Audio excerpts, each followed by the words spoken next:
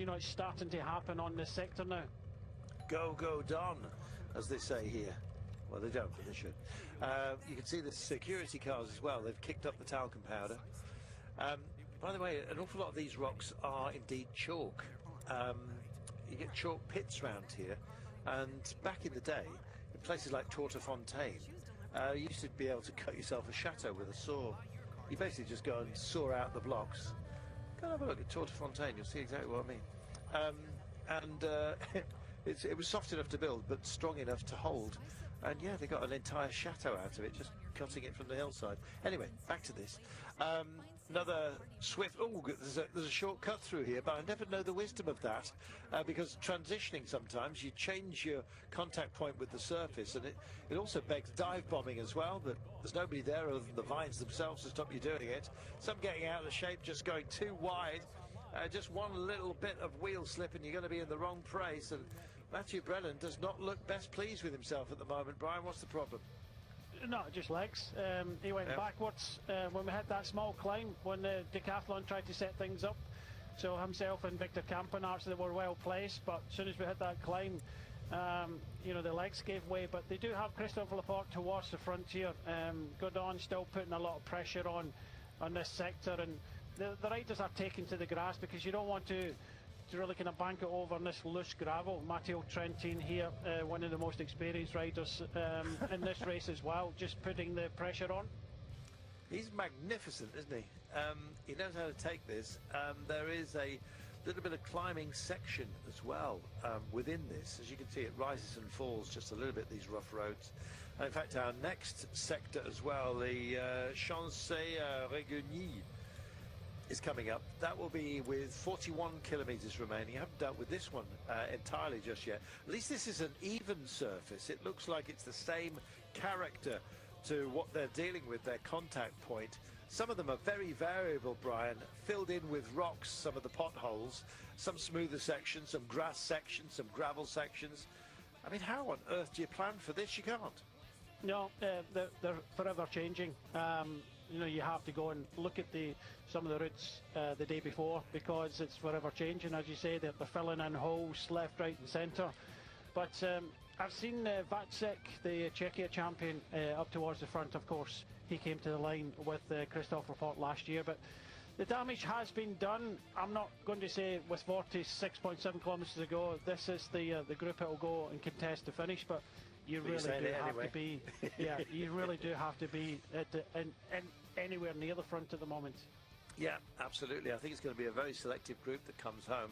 We've seen solo riders do it. We have seen limited sprints. We had bunch sprints when it didn't have the same character. I don't think we're going to get that today. And look at this, groups of riders all over the place. If somebody gets into trouble, Brian, the temptation is, of course, to avoid that.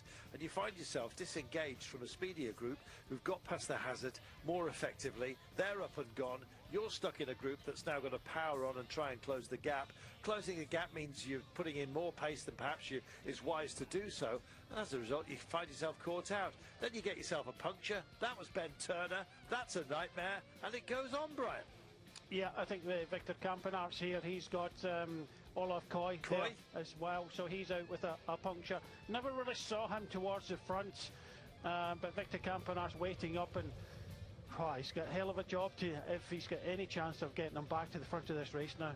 Absolutely, with the way it's going, 45 kilometres to go, you're thinking there's an awful lot of time, but there's not, because it's basically the only time you've got is until you get to the next sector, and then there's really only one pace through it. You're not going to make any inroads on those sectors, Brian, and there's still so many of them still to come, about 7 remaining.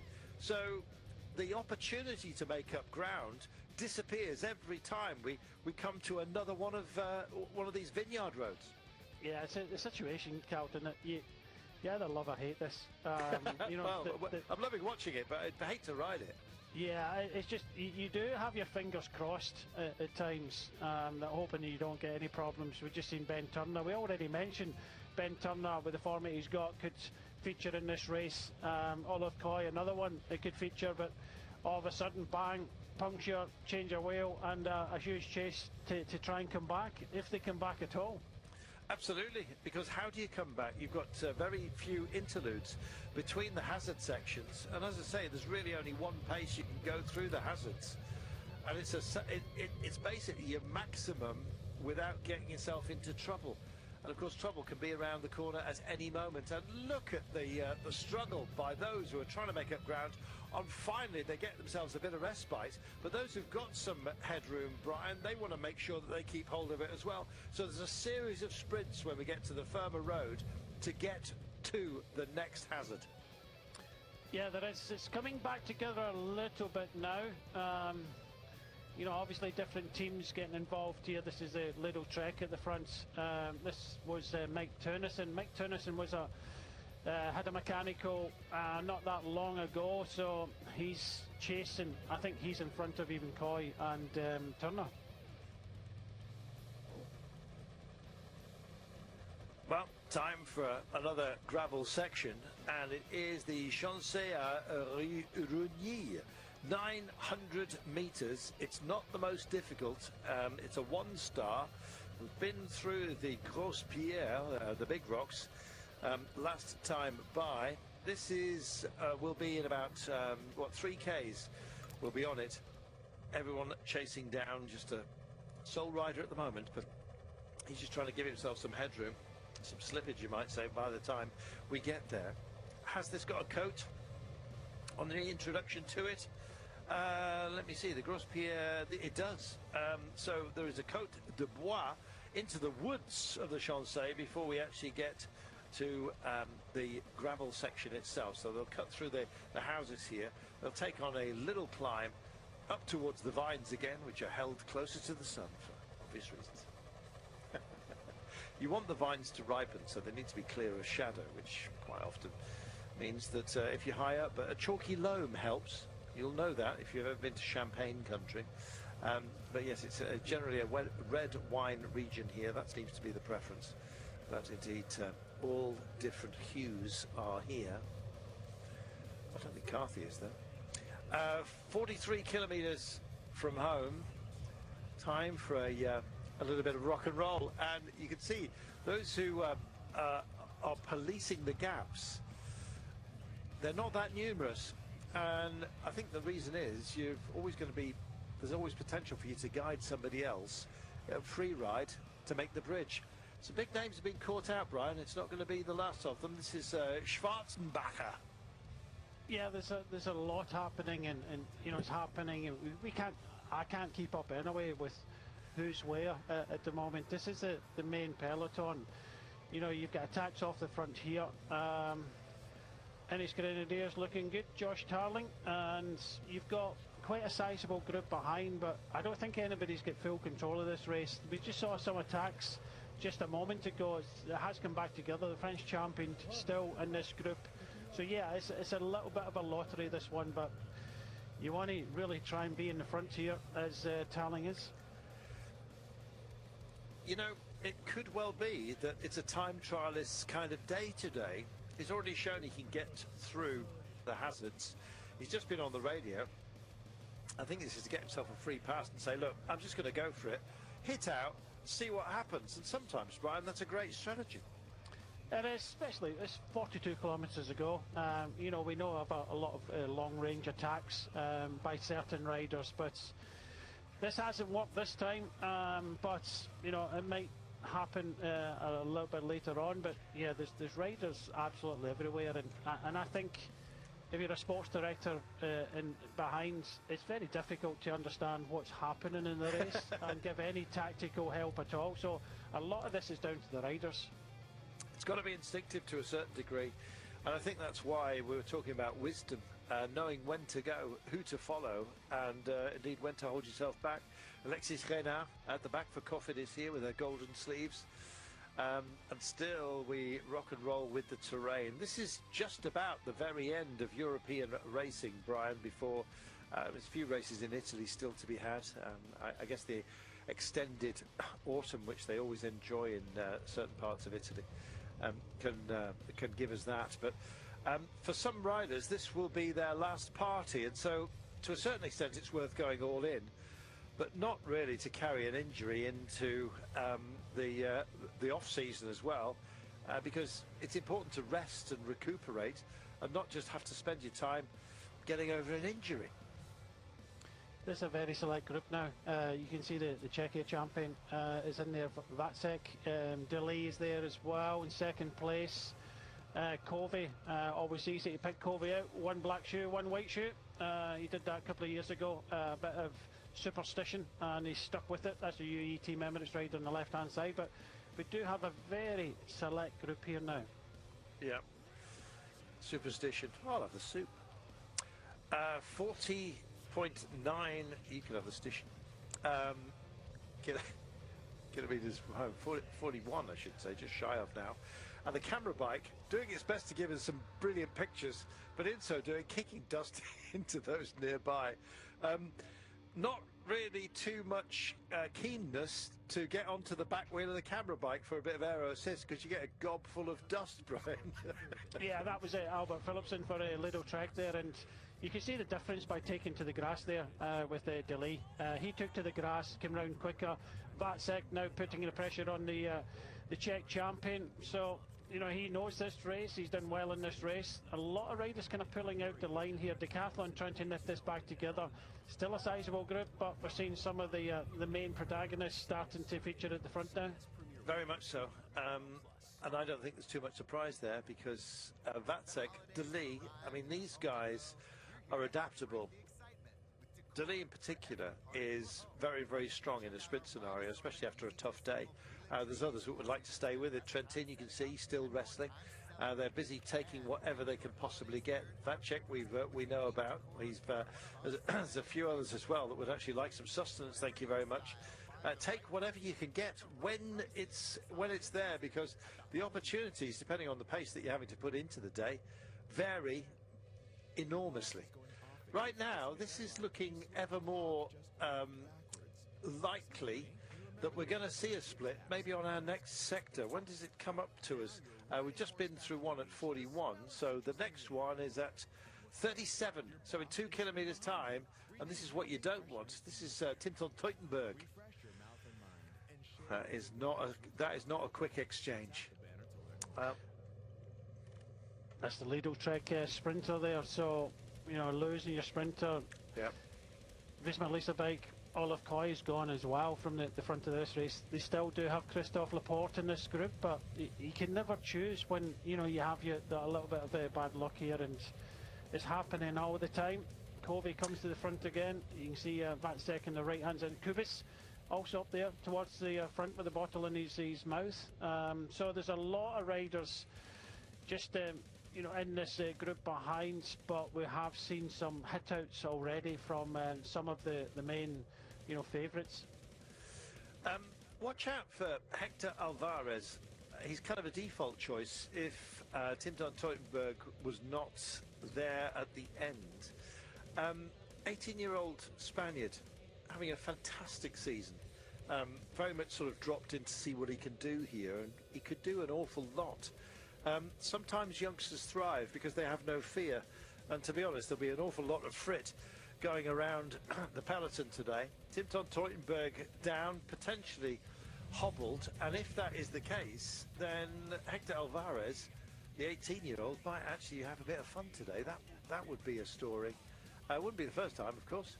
We've seen plenty of fabulous performances by youngsters, but it's when you step into the spotlight, and today that is indeed hard to find. Trying to work out who this is on the nose at the moment. Albert Philipsen. Yeah, who's just behind him? Kubis. Thank you. Yes. From Unibet Titama Rockets. Yes, there we are. It is the Slovak champion. We've also got the Vacek, the Czech champion, and a bit of a wrestle from the Saint-Michel Preference Home Orbit 93, longest name in cycling, almost. They decided to take the tangerine of those lovely galette buttery biscuits up the road, mixed with the green of Orbit 93 Preference Home. Away he goes. As you can see as well, the UnoX Mobility with the blood and custard of the Norwegian and Danish crew. Soren Varenskjold would be a fantastic kind of rocket today that can also hold it together on the rough stuff. And they've also got Jonas Abrahamsson as their main cards to play, and I think both of them are still here.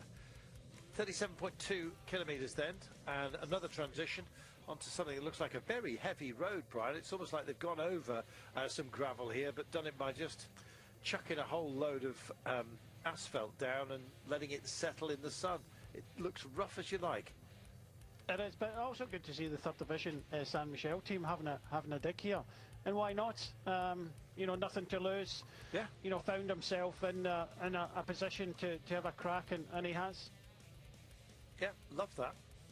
Just decided to go for it. It's take it to the big boys when you can.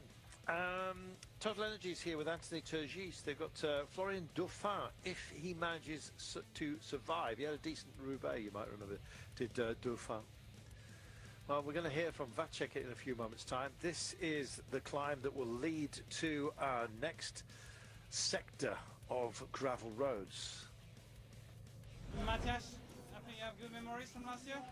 I mean, memories are really good, and yeah, I would say today we have a bit better weather than last year, but I think still it's going to be a really hard race, and I'm looking forward to it. It's probably the last important race of the year for me, so yeah, I want to give it all, and the motivation is still high to get to one place better than last year.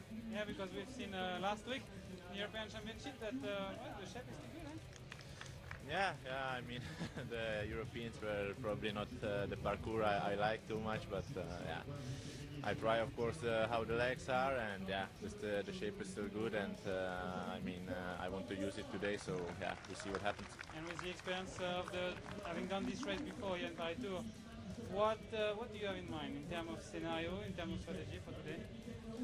Yeah, of course we have a strong team here, so yeah, we definitely want to race active, and yeah, for sure the wind is going to play a big role also today, and maybe the race opens already earlier on the street, so yeah, we will see. For sure the first sectors will be full out racing and people attacking, and I think small groups will create, and yeah, then it comes to the end, to the last climbs, who has the best legs, and maybe can go solo or a smaller group creates.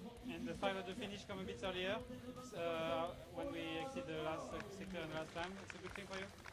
Yeah, of course. If I will have the legs, I will try to attack. Then the distance is shorter to the finish, so that makes it much better for a solo breakaway or a small breakaway. So yeah, it's not a bad thing. Well, they say the secret to great racing and a great result is to go fast in the slow bits. And this is exactly what you're seeing right now. Suddenly everyone just gets a little bit of relief. They think, oh, we've got quite a reach before our next sector. And then you get a fracturing, a little bit of a kick on, and suddenly it can be magnified as something rather significant. The bike just slotted in. Here is Abrahamsson, the aforementioned. He must have an issue. Just pulling over to neutral here. Is it a rear puncture? Let's have a look. Well, not what you want. Looks like he was just about to attend to the front, to be honest. Meanwhile, that's Trent in through the shadows here. They've just been gapped ever so slightly by a duo have gone off the front. In fact, this is, I believe, the secondary group we're looking at. And in fact, way back, this is Arnaud Démare. He can't be up towards the front, surely. He dropped off the pace very early on, Brian. Yeah, he did. He was distanced some time ago, but he's been picked out here. I think the riders in front, La Pera, former French champion for decathlon, is having a bit of a dig. I think it's Jacobs is there again for Groupama. So we've got two riders in the leads with a very small gap. Well, Jacobs was in the original breakaway, so he's done most of the work, it seems, more than anyone today. Hoving in on Arnaud Démare, notably retiring it today. Meanwhile, out front, busy as you like, a duo, one from Decathlon AG Tour, Le Mondial, La Pera. Meanwhile, that is Arnaud Delis just getting himself back on. everyone gets their troubles. It looks like he's got even more. I don't know whether it's just a feed or whether he's got himself a technical. Trying to look at the wheels and get a reading out of it. Maybe just needs sustenance, digs for a gel to calm himself down. And goodness me, what a dramatic day we've got. It started to fracture, Brian. It has, but it's settled down. It's settled down for a little bit now. Two riders, I think it's just come up again. It's Gruel, it's for Groupama at the front there with Lapera. So we get two riders that have just gone down the road, and for the first time since we've had these sectors, this is the main body of the peloton, have settled down a little bit. Just pointing at his back wheel momentarily. I'm sure that's because he knows that the car will, of course, have a view on this. You can see it's deflating, but he's riding on as long as he can. No good pulling to the side of the road. If you can keep up with the group, Brian, it's going to be a shorter distance back to them if you carry on riding.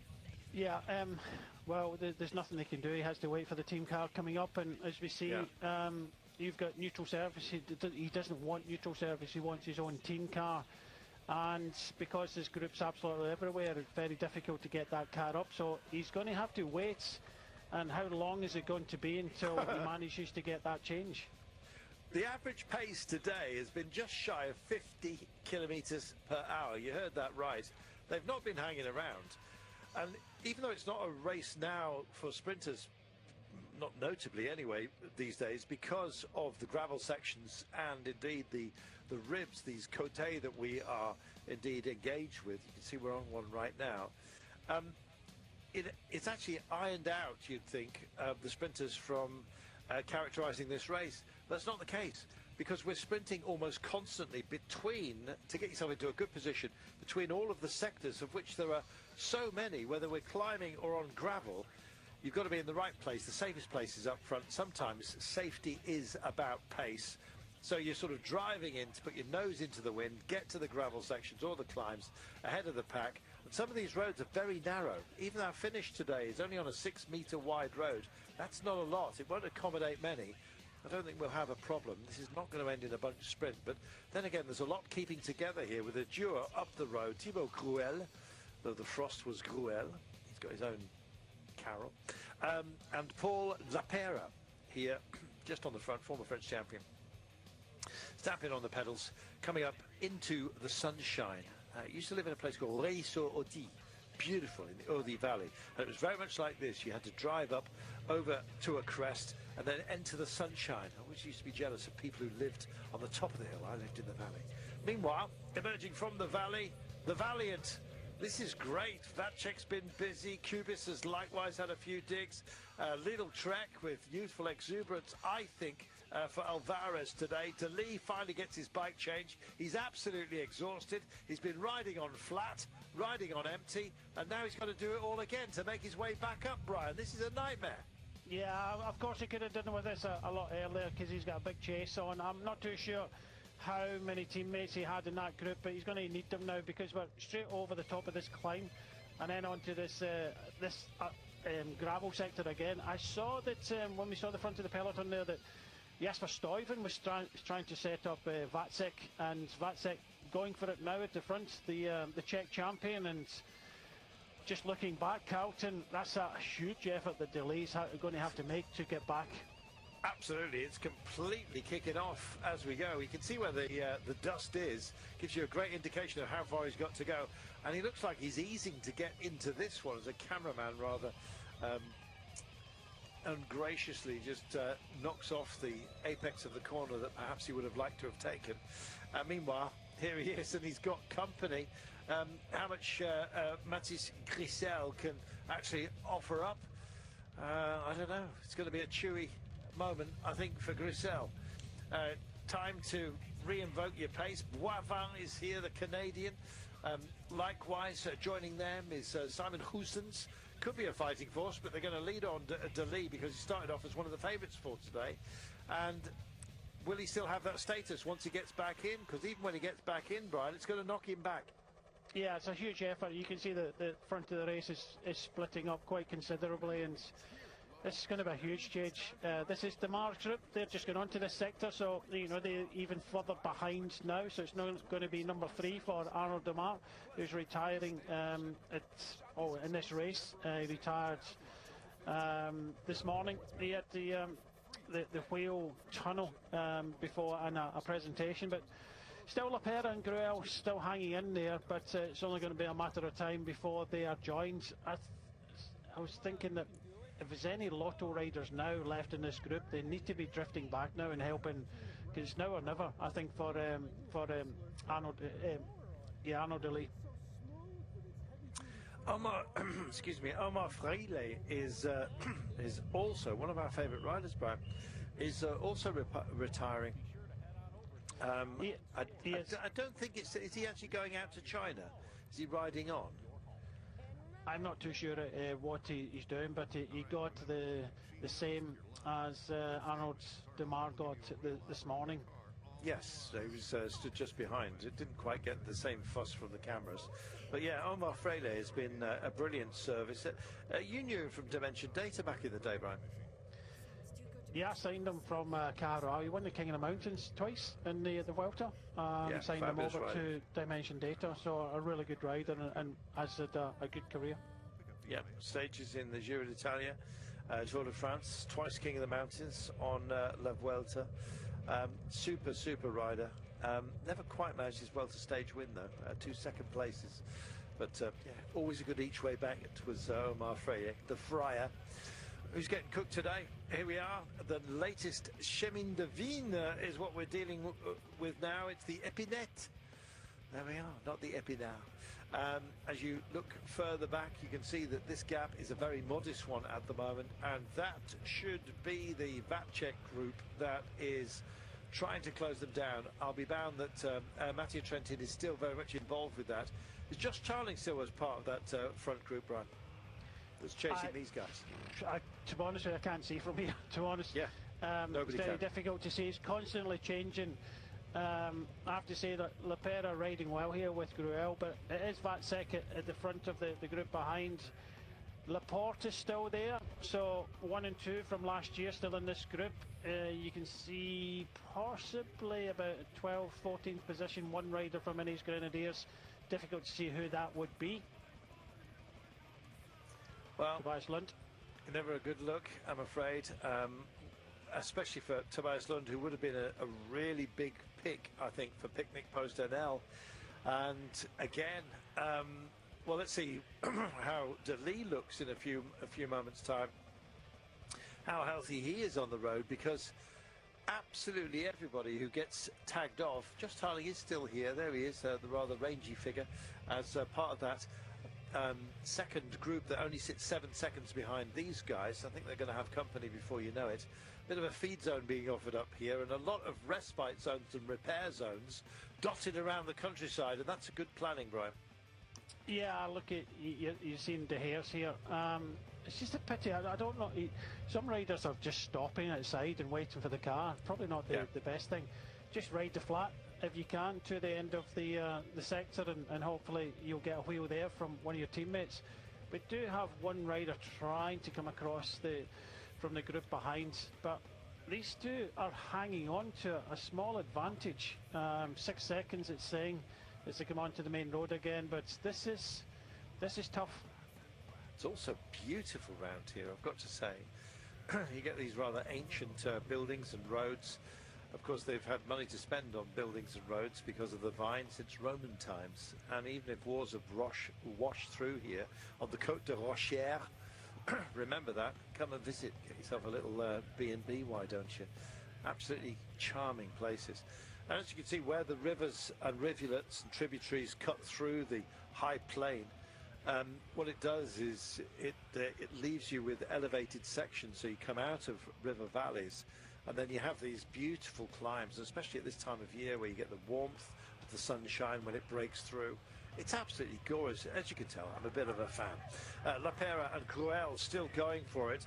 Hussens, De Lee et al. Are sitting at about a minute. There is a group detailed as the peloton here, but it's a very modest I think possibly 20 riders at most. We shall wait and see. Hard to get a handle on it, to be honest, with so much going on. And yet again, somebody else tagged here. Got gear problems by the looks of it. Vacek finally gets himself back together and gets the drive where he needs to be. You don't need any problems, Brian, and everyone's got plenty. No, that was the steepest climb we've got in the race, at 11% in a small section. Okay, it was only short. Corbin Strong is up there towards the front of this group as well. I think it's Dries de Bont in the back there for Decathlon. Laporte, Matteo Trentin. They're kind of looking at each other for the moment. But yeah, Vacek, one of the strongest riders that we've seen so far, just had a bit of gear problem. Just coming through, Josh Tarling, number 76 there. 76, the Punkiers. Just stamping on those pedals, doing a very good job. Florian Seneschal is also here from Arkea B&B, a team that also will be drawing to a close at the end of this season, Brian, and we're at the end of this season.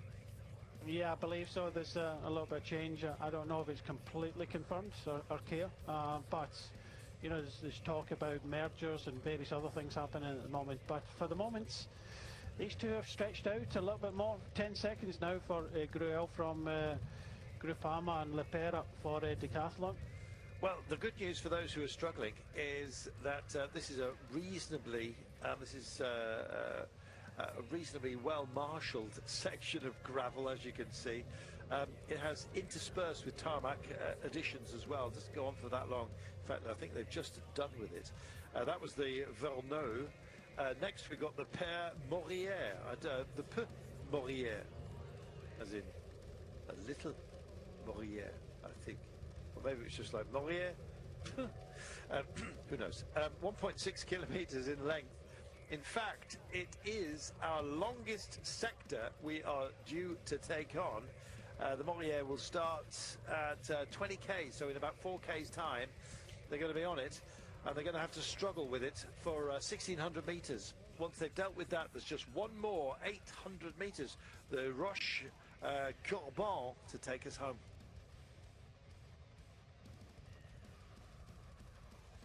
15-second gap, but a gap back to what and whom? That's the big question. They're still interspacing and exchanging. I don't know whether this is Group 2 we are looking at. Yes, it must be, because that's Christophe Laporte.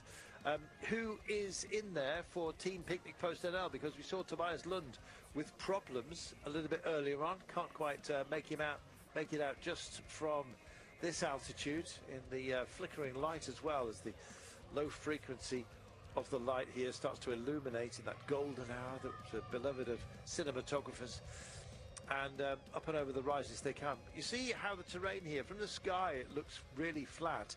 It's anything but, Brian, and ask the riders, they're dealing with a decent amount of altitude gain today. Yeah, it's up and down. Okay, they're short. 1100 metres, the longest climb. We've just been up the steepest climb, but it was only a short one. 11% maximum, but it was only 400 metres in distance, lengthwise. But you can see that little trekker towards the front there, I think it's Albert Philipsen as well. They know that Vacek has had that problem, so just trying to kind of ease down a little bit. 25 seconds now for the two in front. They are riding strong. They are riding strong. Have they got what it takes to hold off these guys if they get themselves marshalled? Again, they're kind of looking as to who's going to do the work rate. And this is where you play into the hands of a duo up front.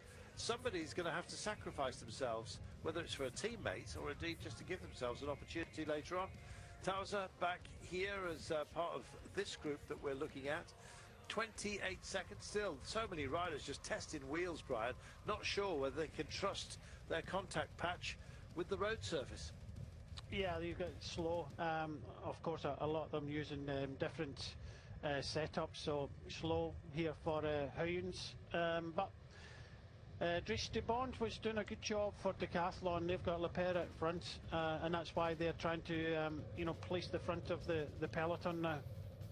Doing a great job of it. Dorian Godon for Decathlon 82 à la Mondiale is here. He's looking a little bit twitchy, fresh from his gravel success in the week. Meanwhile, everyone's on radios at the moment, sort of just trying because to be they don't judicious. know what to do. Yeah, they don't know whether to chase down their own man here. No, look, Paris is just about here. They're just slowing things down. They're trying to kind of stop anybody from doing anything. 32 Yep. seconds now, but no one's getting. No one's. You know, we saw Mikel Biel. He just got on the radio. They don't know what to do. There's very few teams with multiples here, and yes, another sit-up here for Mikel Biel on the right-hand side. But nobody wants to take this on. There's a couple of riders from Decathlon in this group. There's a couple in there from Groupama. They're not going to do anything because they've got one of their strongest riders in front. Well, Paul Lepera is, or was, I should say, national road champion last year, where he beat Julien Bernard, Gachinard, Turgis, Dujardin. It was a real bun fight. Came through Lepera to do a job. Well, let's see. Thibaut Gruel is also there, the 21-year-old.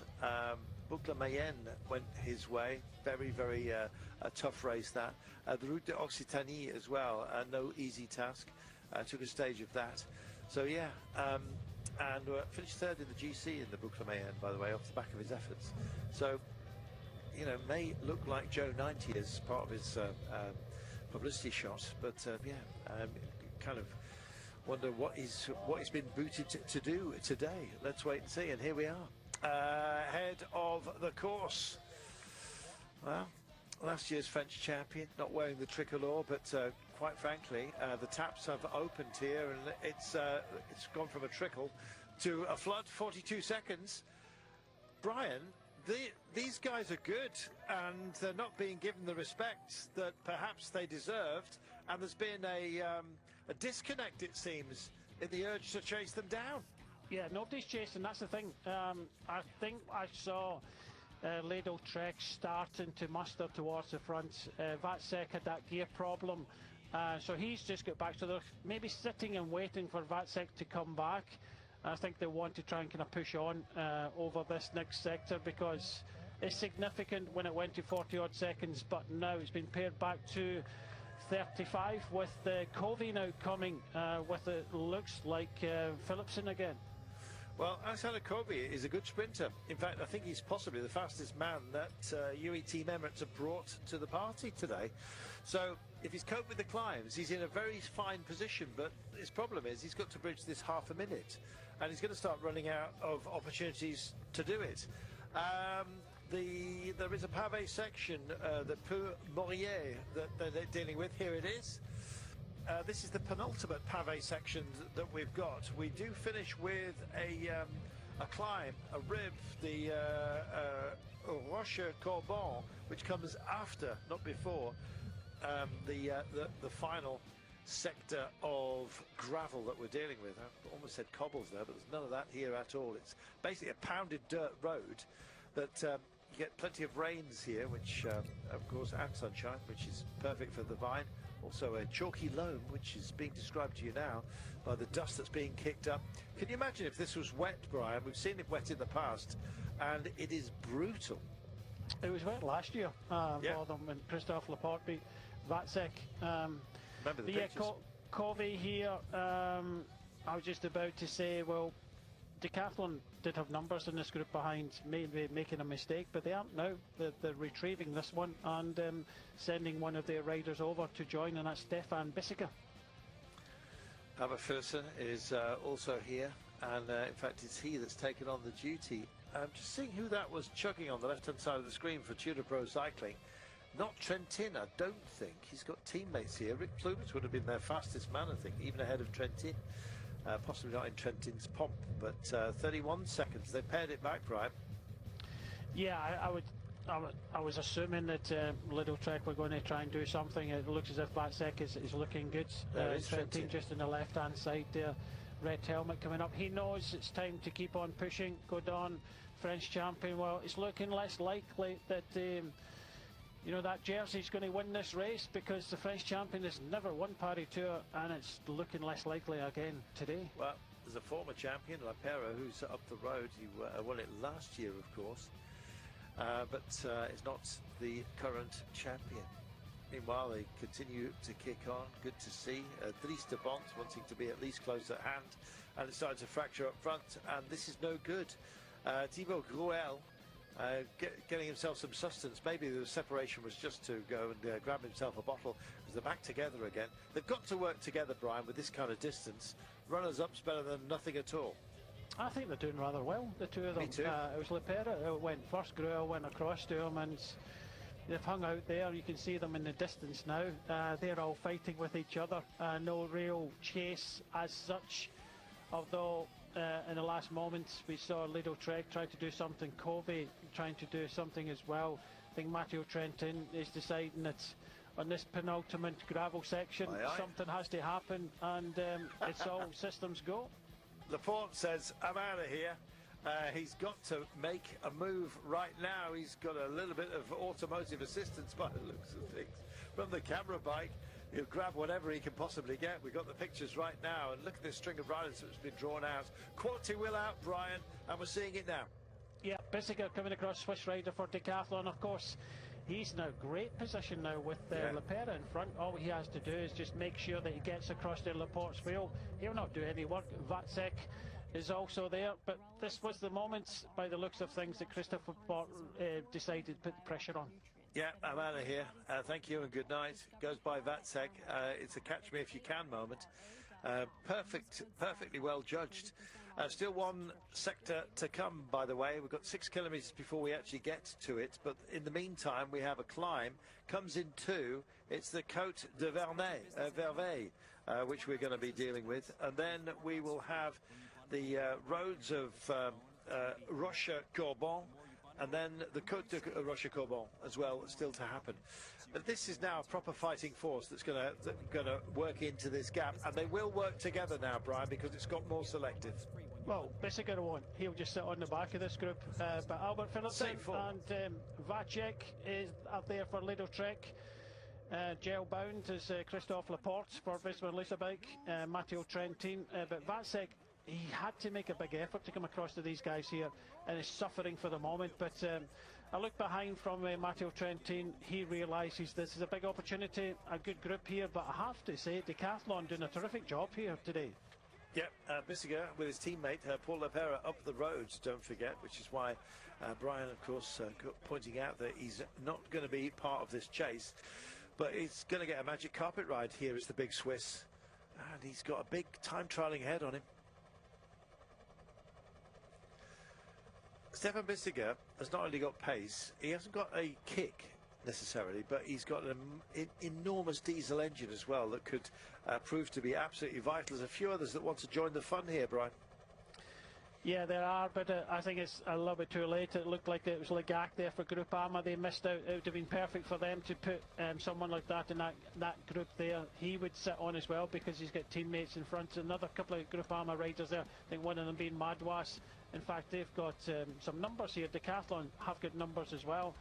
The French champion Godon coming back here with Michael Biel, but I think with that group of Laporte now, that looks as if that's the danger. I think that could be the move of the race. Whether the winner is going to come from that, we'll have to wait and see. But we only have one sector left, 2 climbs as well, so it's still an opportunity for these 5 riders to come across to make it 7 in front, and I think they will on this penultimate climb.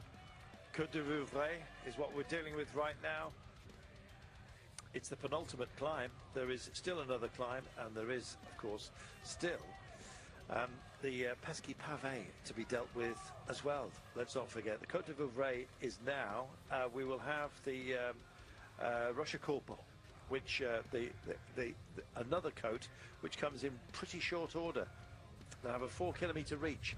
I imagine that by the time we get to that next climb, that this group will have cohered with the duo up front, and we're going to have 7 riders up for it. Lucky 7. The man who started this move and basically fractured the peloton is Christophe Laporte, and he's done a fabulous job. Bissiger hanging at the back, he's letting everyone else slot in. There's no arguments here. They know exactly what he's doing because he's got the right to sit in. Paul Lepera's teammate is up front. Thibaut Grua likewise, but they've got 20 seconds. It was actually a more modest margin not that long ago.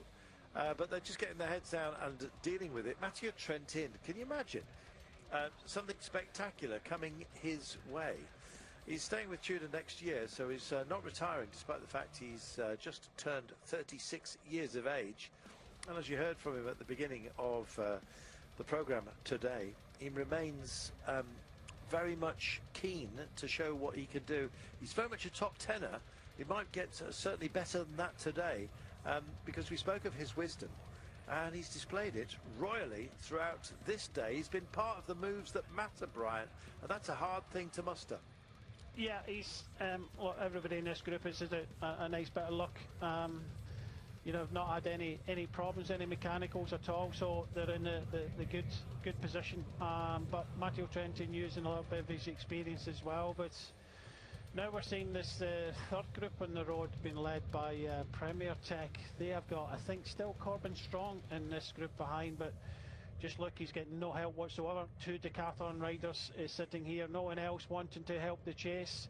Still only 34 seconds back to this group, but I tell you what, 18 seconds, 19 seconds, Lapera and Gruel still hanging strong out there. It's not making it easy for the five trying to come across. No, it came down, didn't it, to about 15 seconds. We're kind of approaching that sort of margin at the moment. Still only a further 14 or 15 seconds back to this chase group, depending on how the clocks are rolling. As they come through this little village, just off that tiny crest, we go into more terrain, into what remains is kind of a W, if you will. So they're going to go into the first of those little V's, and then there'll be a second one before the terrain flattens out, and we head down towards the banks of the Loire River itself. And then, with some pesky turns to be had at the very last, it could be that it comes down to a very select sprint. But these guys have got to work together. There's only 4 pistons in this 5-cylinder engine, Brian. Yeah, and it just goes to show you that even 4 of them working well together, they're not making any inroads at all to our 2 breakaway riders of Lapera and Gruel. Peloton still in with a chance, you would think, but it's been a strong ride by these 2 so far. 300 meters, well, 250 meters, as you can see, is what they're holding at the moment, and you can see the ebb and the flow of that margin. They should be within sight. You'll see that there they are, just coming back, and that's what you don't want to do is look back too often. But Paul Lapera just grabs a glance, gets his head back down, and keeps going. It's maintainable, this, because of what they've already shown. Because it's whoever is at the head of this duo is suffering exactly the same as the head of the quartet behind. Everyone will be tired.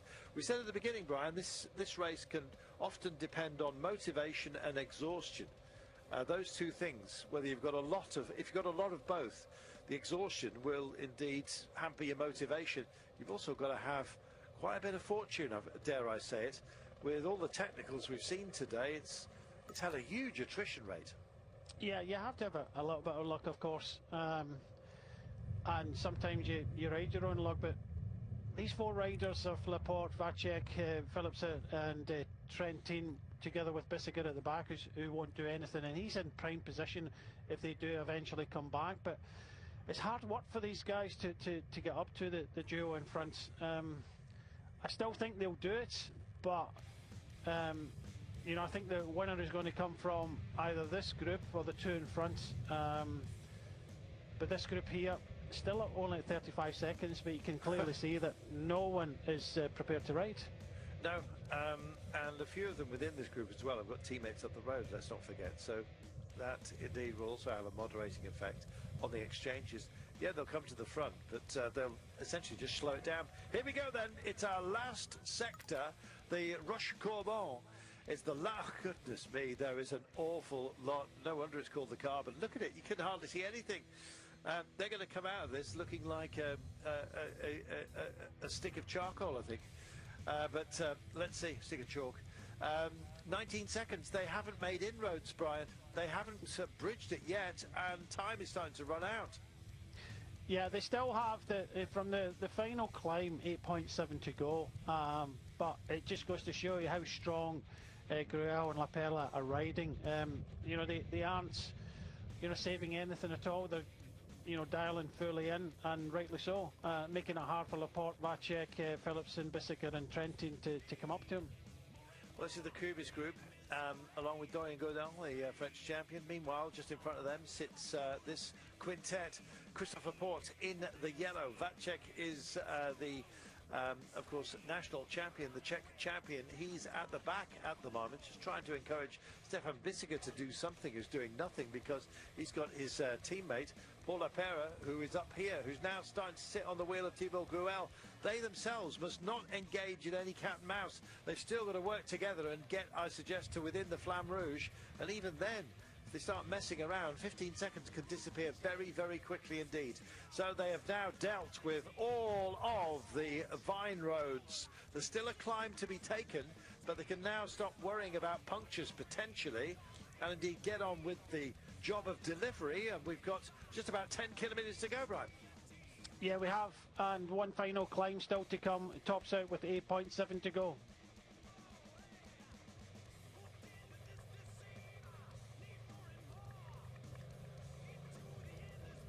Just look at the urgency behind. All of a sudden, the wake-up call, the final bell has rung for last orders. Well, who's going to take something off the bar? I am not sure. And that bar has been set very, very high, I'm afraid, by Paul Lapera and Thibaut Gruel. They themselves hold a modest 13 seconds on the chase. 10 Ks to go. They've got a climb to deal with.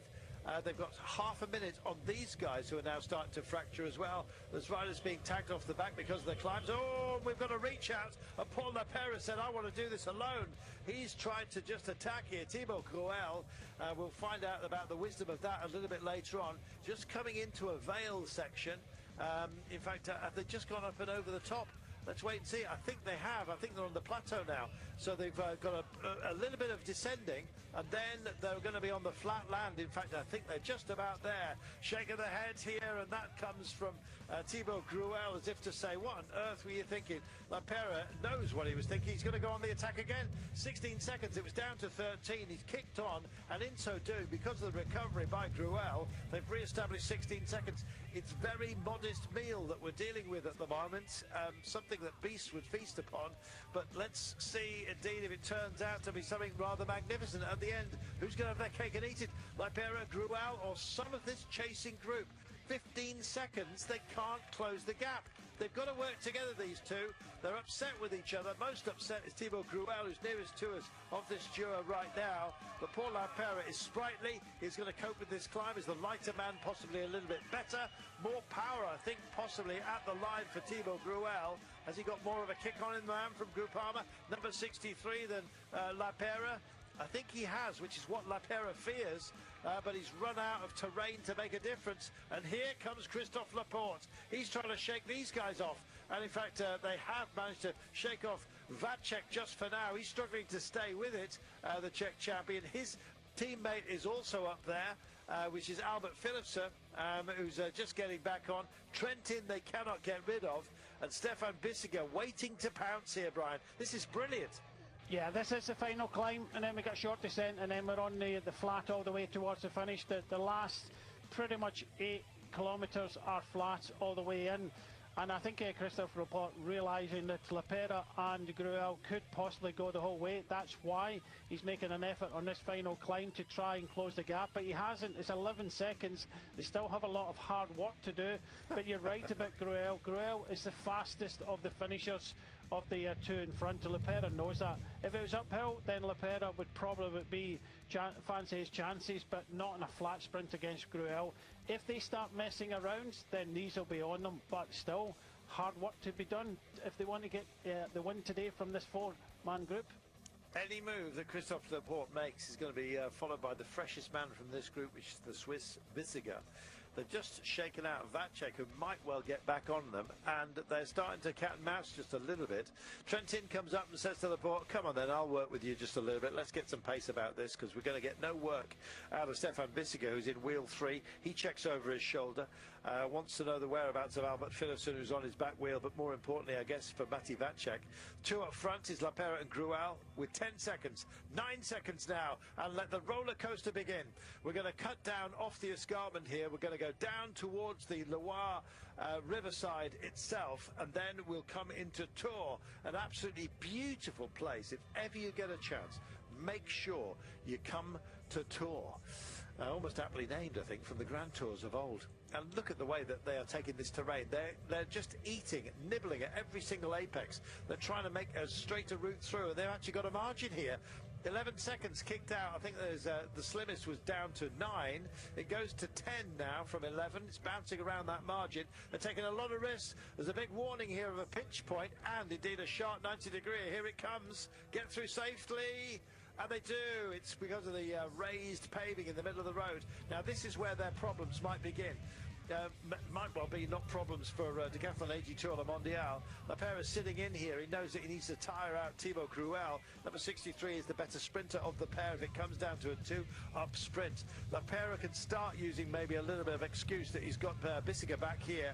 Here's Bissiger, number 42. Still no sign of Matthias Vacek. I think he's a further 7 or 8 seconds behind.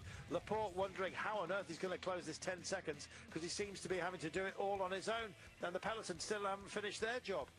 We're on the Loire, and look how slow-moving this majestic river is to this spectacular landscape.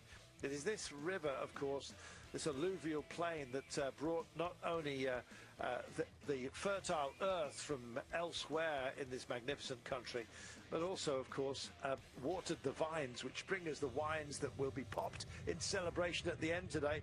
But who is going to be reaching for the corkscrew? I am not quite certain just yet. Still 10 seconds the duo hold. Are they going to make it, Brian?